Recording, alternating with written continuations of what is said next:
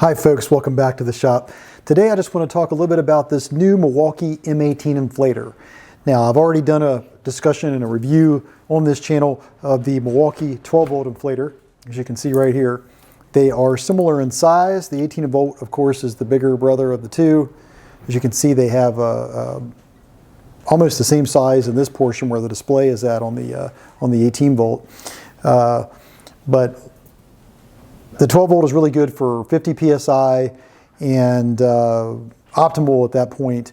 Of course, you can pump above, and I've proven that, but that's where it's optimal. And of course, the M18 is rated for much higher psi, up to 150. So the 12 volt is for smaller passenger cars and bicycles and anything under 50 psi, and this is for light truck tires. I think even, from my view, heavy duty truck tires. So a lot of similarities to the 12 volt version of the tool. Just a quick spin around, you can see that in the back it's got a long hose that has the same screw-on type Schrader valve connection as the 12 volt. And as soon as you screw this on, it'll detect the amount of pressure in the tire.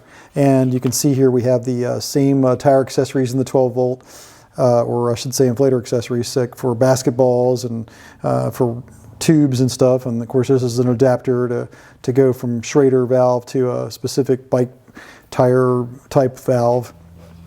So all this is on board. That's really one of the excellent things about this. Everything's on board, very simple, nice hose storage. The length of hose is a good size. And we'll just run through the user interface real quickly, as it's very similar to the 12 volt. But you can see you have, you've got, this is going to be your target PSI at the top. And you can see here's the little target over here, but I can up the PSI in increments of 1, or I can hold it down and it'll jump in increments of 5. If I decide I want to set, let's say, 60 PSI in memory, I can hit memory and it shows M1, and I can just punch up to 60 psi and hold down memory, and it should save it under the M1 setting. So there's your M1 setting. They all default by out of the box at 0, so the memory settings are set to 0. And as you can see, if I switch back to the M1, that it's set to 60 in memory now. So I can just jump to that anytime I need to for that particular PSI. So as I said, 4 different memory storages in there. That makes it different than the 12 volt. The 12 volt doesn't have the memory settings. Rated to do larger tires. On-off button here. You can change the unit of measure.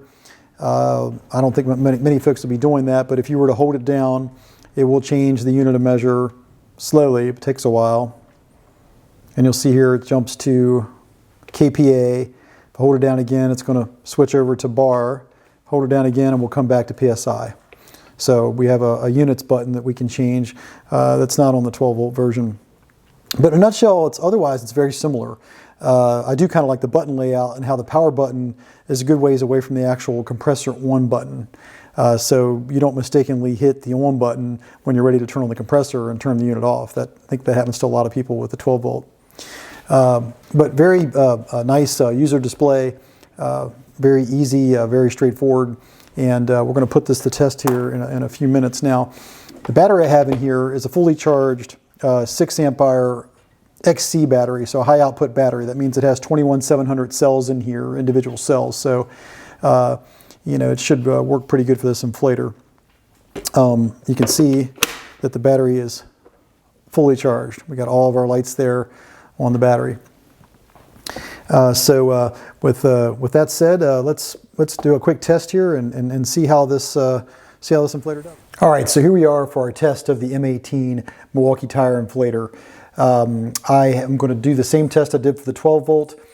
We have a 31-inch large heavy-duty truck tire here. I've deflated it down to 20 psi, and I am going to set the inflator to inflate this tire to 70 psi. So you'll see I go down here and I'm going to push the up arrow or the plus symbol here, and I'm going to go up to 70 psi. And again, I'm setting the target psi. All right, there we are at 70.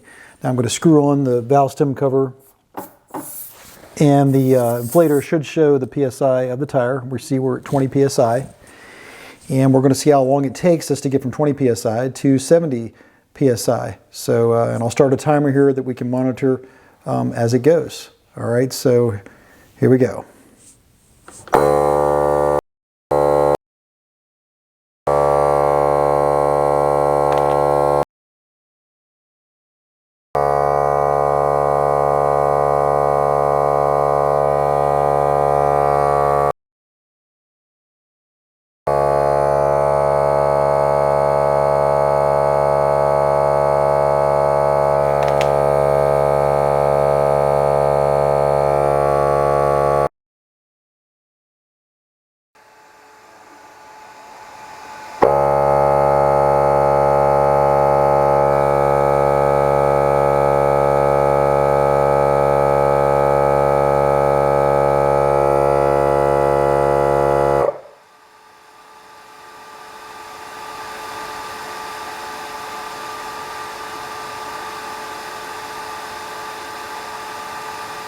All right, there you have it, folks. Got to 70 PSI in just under 7 minutes. So that's pretty impressive considering and you can hear the fans running on the unit. Let's look at our battery life. We've got 3 bars left. We started with 4 bars.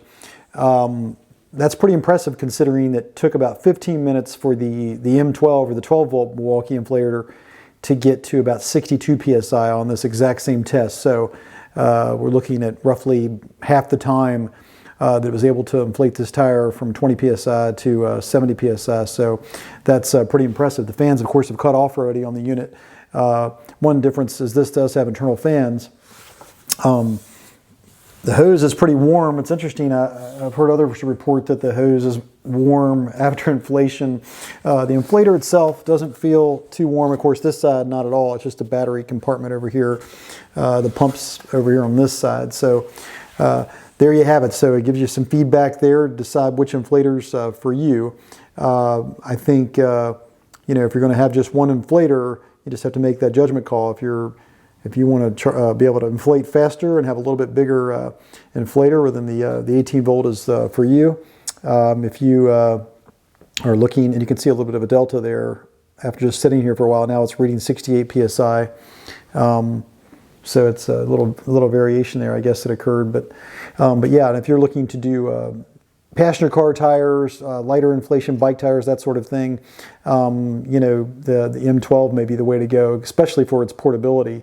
But both are, I think, excellent to have, and you know, be up to you to make your decision there. So anyway, with that said, please consider liking the video and subscribing, and we'll see you on the next video. Thanks.